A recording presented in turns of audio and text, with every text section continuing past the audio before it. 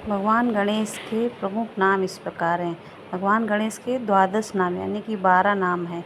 इनका रोज़ मंत्र जाप करने से आज हम कथा सुन रहे थे बागेश्वर धाम महाराज की, तो उन्होंने बताया बहुत ही फल प्राप्त होता है। क्या क्या फल प्राप्त होता है वो हम आपको आगे बताएंगे। पहले आप ये नाम सुनिए। नंबर 1 सुमुख, उसके मतलब होता है सुंदर मुख वाले। नंबर 2 एक दंत। नंबर 3 कपिल, पीले रंग वाले। नंबर 4 गजकर्णक। नंबर 5 लंबोदर। नंबर 6 विकट। नंबर 7 विघ्ननाशक, विघ्नों का नाश करने वाले। नंबर 8 धूम्रवर्ण, धुएं के रंग वाले। नंबर 9 भालचंद्र, मस्तक पर चंद्र धारण करने वाले। नंबर 10 विनायक, सबसे श्रेष्ठ नेता। नंबर 11 गणपति, सभी गणों के स्वामी।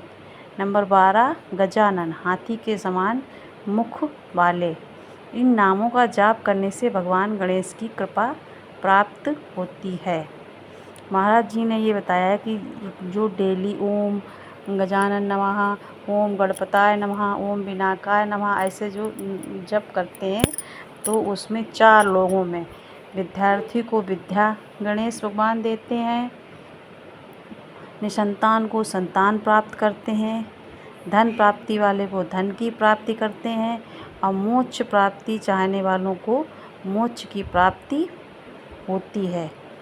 तो आज हम कथा सुन रहे थे तो महाराज जी ने यही हमको बताया है कि, और उन्होंने बताया है कि जो अगर पूरा गणेश जी का मंत्र नहीं जाप कर पाते हैं, जो गणेश जी का मंत्र है, तो लंब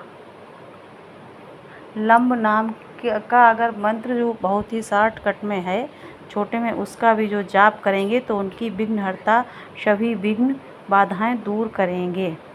गणेश जी का हमने भी आपको बताया था, गणेश जी के व्रत रहने से गणेश जी हमारी सभी विघ्न दूर करते हैं। गणेश जी जो ये गणेश चतुर्थी होती है, इससे ही गणेश जी का गणेश चतुर्थी व्रत आरंभ किया जाता है।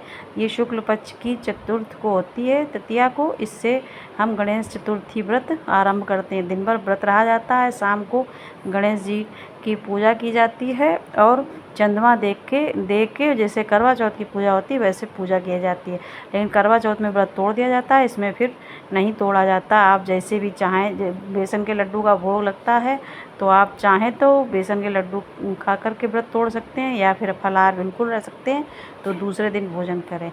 कथा की किताब आती है तो आप किताब बाज़ार से लाइए। उसके बाद फिर जो आगे होंगे वो कृष्ण पक्ष वाली गणेश चतुर्थी रही जाएगी। जैसे ये अभी भादों की है, उसके बाद जब वो कुंवार में पड़ेगी कृष्ण पक्ष की, वो रही जाएगी जो नवरात्र के बाद पड़ेगी। नवरात्र में नहीं, पितृ पक्ष में जो पड़ेगी, ये लास्ट वाले महीने, जैसे ये भादों है तो भादों लास्ट की चतुर्थी है, इससे शुरू किए जाएंगे। और फिर हिंदी महीने के हिसाब से जो शुरुआत में चौथ पड़ती है, जैसे परेवा, दूज, तीज, गणेश चतुर्थी होती है, कैलेंडर में लिखी रहती है, उसमें वो व्रत रहे जाएंगे। और साल भर रहने के बाद आप उद्यापन कीजिए और जो भी मनोकामना उठा करके आप व्रत करेंगे, गणेश भगवान जरूर ही विघ्न हरते। हमारे तो गणेश भगवान ने विघ्न हरे थे, तो इसलिए हमें तो गणेश भगवान पे बहुत ही विश्वास है। उसके बाद कुंवार में पितृपक्ष वाली चौथ को पड़ेगी, फिर उसके बाद कार्तिक में करवा चौथ वाली पड़ेगी।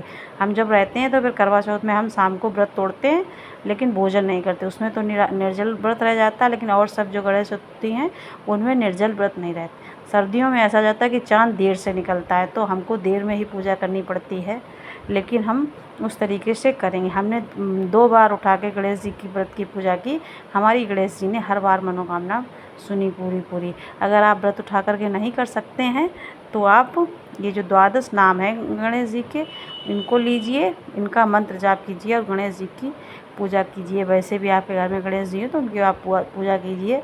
वो आपकी विद्यार्थी हैं जिनका पढ़ाई में मन नहीं लगता, या विद्या बहुत ही मेहनत करने के बाद विद्या सक्सेस नहीं हो रहे हैं लाइफ में, तो वो गणेश जी की पूजा करें तो वो उनकी सुन लेंगे। गणेश जी भोले बाबा उनके पिता हैं तो वो उनसे भी आपकी अर्जी लगाएंगे।